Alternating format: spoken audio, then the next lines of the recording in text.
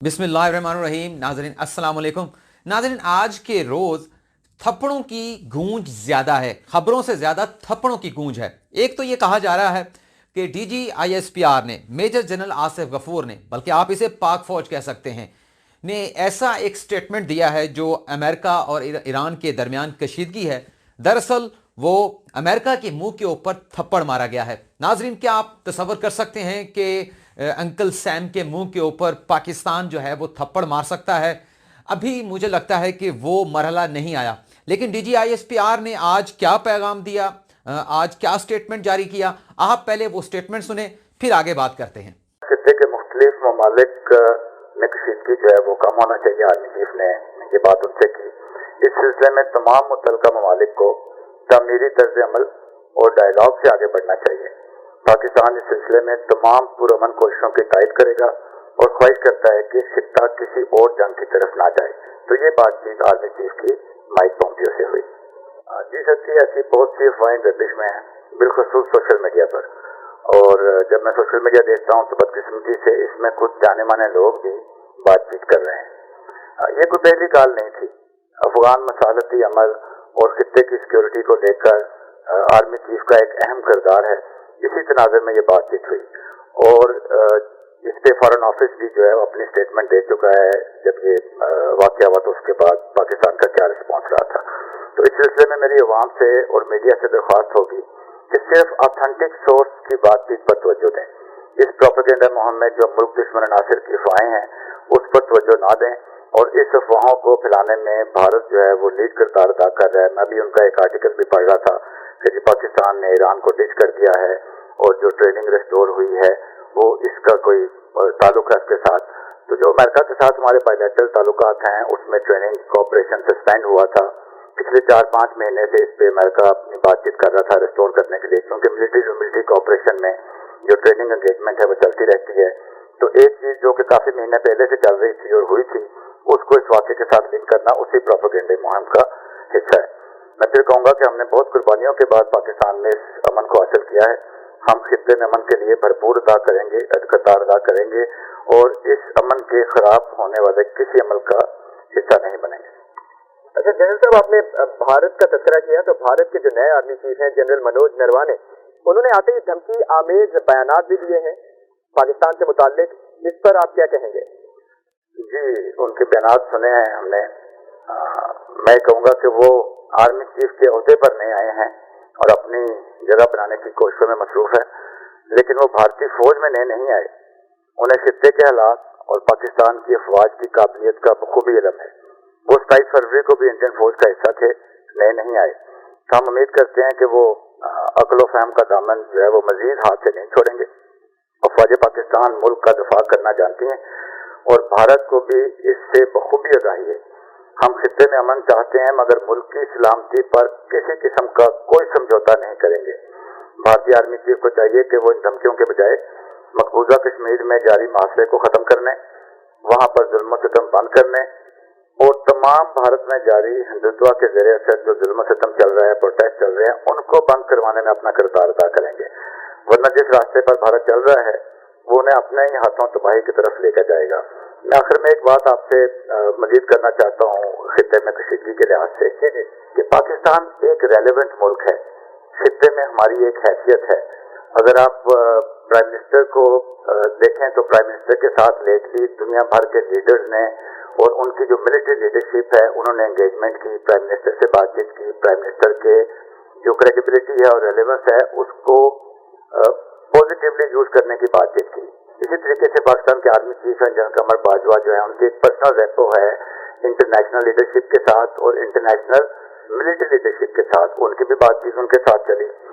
तो दोनों जो वज़ीर-ए-आज़म पाकिस्तान हैं और आर्मी चीफ हैं उनकी यही कोशिश है कि वो खित्ते में अमन के लिए पाकिस्तान का जो पॉजिटिव किरदार है उसको लेके आगे चले। Let me quote prime minister of Pakistan also and army chief भी ये बात कर चुके हैं कि हम अपनी सरजमीन जो है वो किसी के खिलाफ इस्तेमाल होने की इजाजत नहीं देंगे और हम हर वो काम करेंगे जो खित्ते को अमन की तरफ लेके जाए। और प्राइम मिनिस्टर ने बड़ा क्लियर इस सिलसिले में कहा था, let me quote him, that Pakistan will not be party to anyone or anything but will be a partner of peace and peace alone। और इंशाल्लाह आप देखेंगे कि अवाम की तायद से हुकूमत पाकिस्तान की पॉलिसी के तहत और आर्मी चीफ की जो रेलेवेंस है इंटरनेशनल सिविल मिलिट्री लीडरशिप के साथ, हम इंशाल्लाह खित्ते में अमन के लिए अपना भरपूर किरदार अदा करें। नाज़रीन, आपने डीजी ISPR की गुफ्तगू सुनी। उस गुफ्तगू के अंदर जो वाज़े एक बयान दिया गया है वो है पाकिस्तान की गैर जानिबदारी का, और उसमें यह कहा गया है कि पाकिस्तान की सरजमीन जो है वो किसी मुल्क के खिलाफ इस्तेमाल नहीं होने दी जाएगी, इस बात की इजाज़त नहीं दी जाएगी। लेकिन नाजरीन, मौजूदा हालात के अंदर ये बड़ा मुतवाज़न और बड़ा कंप्रीहेंसिव किस्म का स्टेटमेंट जो है वो डीजी ISPR पाक फौज की जानिब से दिया गया है। लेकिन नाजरीन, आपको भूलना नहीं चाहिए, ता वक्त जब हम ये वीडियो बना रहे हैं, जो जनरल कासिम सुलेमानी जिन पर रॉकेट हमला अमेरिका की जानिब से किया गया था, और फिर ईरान ने इस बात का जो है वो इजहार कर दिया कि हम इस रॉकेट हमले का बदला लेंगे, जनरल कासिम सुलेमानी की हलाकत का जो है वो इंतकाम लिया जाएगा। और जो स्टेटमेंट जारी किया गया है वो मैंने जिस तरह से कहा कि मौजूदा हालात के अंदर कंप्रीहेंसिव और जामे नज़र आता है, मुतवाज़न नज़र आता है, लेकिन अभी ये देखना है कि ईरान किस तरह से रद्द अमल देता है, ईरान का रद्द अमल कितना शदीद होगा और कहां पर जो है वो टारगेट ईरान का होगा, उसके बाद क्या हालात पैदा होंगे। अगर वैसे तो कोई शुबा नहीं जो ईरान की जानिब से कह दिया गया है और कि हम ये इंतकाम लेंगे, और इसके बाद इस किस्म की ये गलत फहमी में रहना कि ईरान इंतकाम नहीं लेगा, रद्द अमल नहीं देगा, तो ये गलत फहमी होगी। और जब ये रद्द अमल सामने आएगा उसके बाद का सिनेरियो क्या बनता है, ज़ाहिर सी बात है कि जब ईरान का रिएक्शन आएगा, रिटेलिएशन आएगा, तो उसके बाद जैसा कि ईरान कह रहा है कि हमने 35 मुख्तलिफ मकामात हम जो है पॉइंट आउट कर लिए हैं, और अमेरिका की जानिब से कहा जा रहा है कि ईरान ने अगर रद्द अमल दिखाया तो हमने भी 52 मुख्तलिफ तनसीबात जिनमें ईरान का हिस्टोरिकल हेरिटेज जो है वो भी शामिल है, हमने पॉइंट आउट कर लिए हैं, हम उसके ऊपर हमला करेंगे और पूरी शिद्दत के साथ करेंगे। अभी तक जो स्टेटमेंट डीजी ISPR की जानिब से जारी किया उसमें तो सूरत हाल को कंट्रोल करने की बात की गई है, उसे डी एस्केलेट करने की बात की गई है कि दोनों मुतलका फ्री कैंप अमेरिका और ईरान, पाकिस्तान गैर जानिबदार रहेगा, लेकिन सूरत हाल को डी एस्केलेट करें, कशीदगी को कम करें, तामीरी अमल के साथ, तामीरी सोच के साथ इस कशीदगी को कम किया जाए। लेकिन इसको रंग दिया जा रहा था कि डीजी ISPR ने अमेरिका के चेहरे के ऊपर जो है वो थप्पड़ मारा है। अभी ये ऐसी सूरत हाल पैदा नहीं हुई, क्योंकि अभी देखा जा रहा है कि ईरान का रद्द अमल क्या होगा।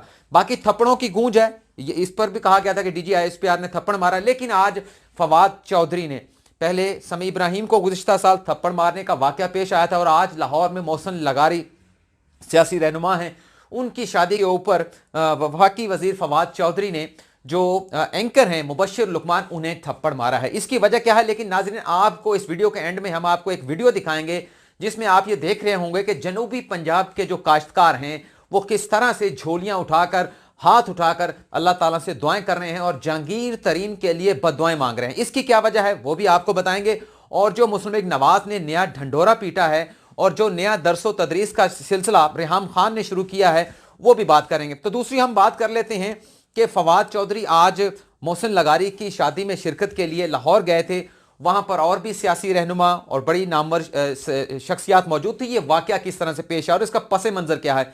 इसका पस मंज़र नाजरीन हरीम शाह है, और हरीम शाह ने पाकिस्तान की सियासत के अंदर, ख़ासतौर पर हुक्मरान जमात की सियासत के अंदर जो है वो हलचल मचा के रख दी है। और जितने एलिगेशंस या वीडियो या ऑडियो लीक्स किए गए हैं उसके बाद कोई रद्द अमल ख़ासतौर पर शेख रशीद या फयाजुल हसन चौहान की जानिब से देखने में जाहिर नहीं आया। लेकिन एक वीडियो हरीम शाह की और फयाजुल हसन चौहान के सामने आई जिसमें फयाजुल हसन चौहान हरीम शाह को समझाने की कोशिश कर रहे हैं, और पूरी लोग ये जानना चाहते थे कि आखिर ये माजरा क्या है। वज़ीर आज़म इमरान खान ने तो कहा था कि हमने रियासत मदीना बनानी है, और ये कैसी रियासत मदीना है जहां मुख्तलिफ वफाकी वज़रा के, हुकूमती रहनुमाओं के ताल्लुकात जो हैं वो एक खातून के साथ है, और वो तसलसल के साथ ये धमकियां दे रही हैं कि वफाकी वज़रा की, हुकूमती रहनुमाओं की उसके पास वीडियो मौजूद है, ऑडियो मौजूद है, और उन्हें मजीद अगर धमकियां दी गई तो वो ऑडियो लीक कर देंगे और उसके नतीजे में उनकी वजारतें जा सकती हैं। ये कैसी रियासत मदीना है जहां पर एलिगेशन तो लगाए जा रहे हैं लेकिन जवाब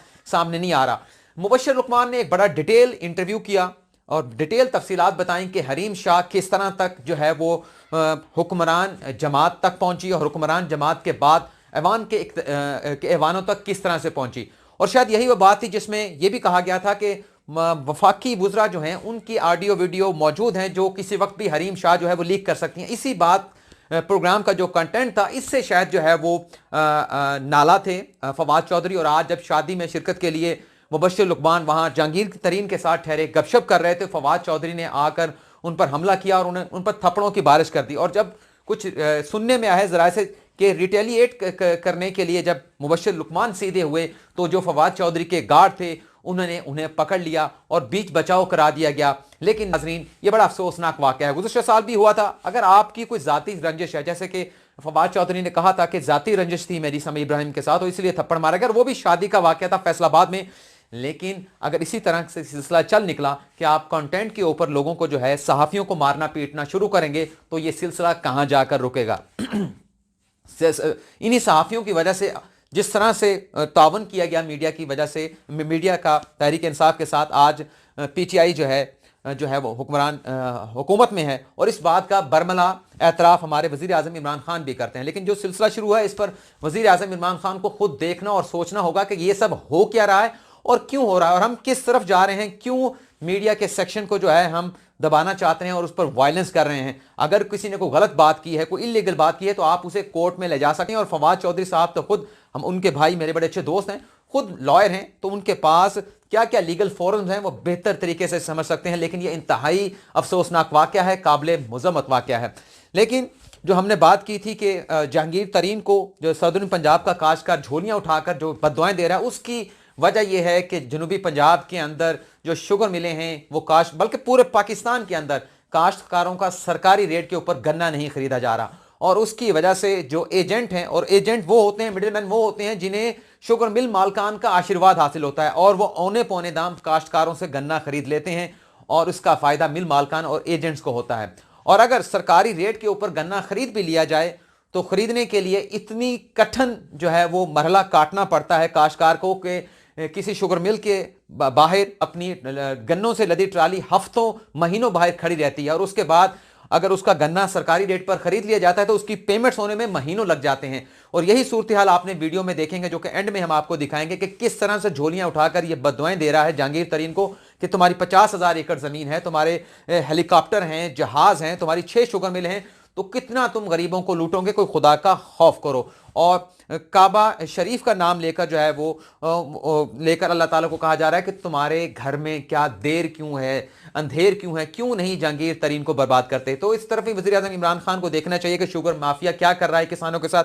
ना सिर्फ शुगर माफिया बल्कि प्राइवेट जो क्लिनिक्स हैं, जो डॉक्टर्स हैं जिन्हें मैं सेहत माफिया कहता हूँ, और जो प्राइवेट स्कूल्स हैं जिन्हें मैं तालीम फरोश माफिया कहता हूँ, इस पर भी तवज्जो जो है वो दी जानी चाहिए।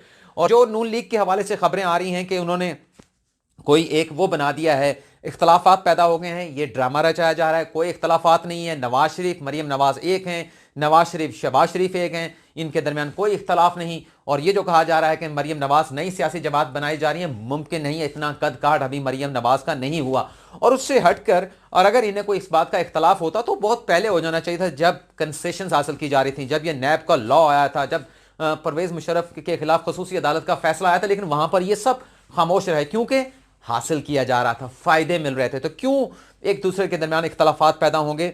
बाकी रेहाम खान कहती हैं कि पाकिस्तान की कौम निकम्मी है और किसी लीडर के इंतजार में है कि जो बाहर से आए और पाकिस्तान को आगे लेकर चले। लगता है कि वो शरीफ खानदान का इंतजार कर रहे हैं। उनका इशारा नवाज शरीफ शहबाज की शरीफ की रहता है और कहते हैं कि पाकिस्तान के जो नौजवान हैं वो बच्चियां ताड़ते हैं, लड़कियां ताड़ते हैं और काम करने का उनका दिन नहीं लगता। वो शायद अपना माजी भूल गई। जब वो पाकिस्तान में आई थी बरतानिया छोड़कर, तो वहां पर भी इन्होंने लोग ही ताड़े थे, कभी खट्टर को ताड़ रही थी, कभी इमरान खान को ताड़ रही थी।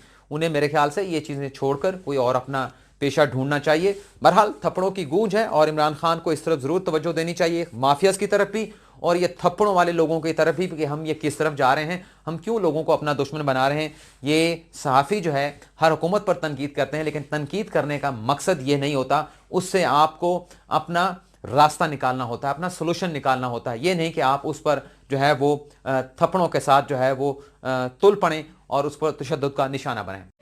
अल्लाह सयाई जहांगीर तरीन को बर्बाद कर, ये सजटे को जिम्मेदार को बर्बाद की तरह मेरा काबे अला, मेरे काबे अलाई को बर्बाद कर गरीबों का रिज़्क़ छीनी वेंदे।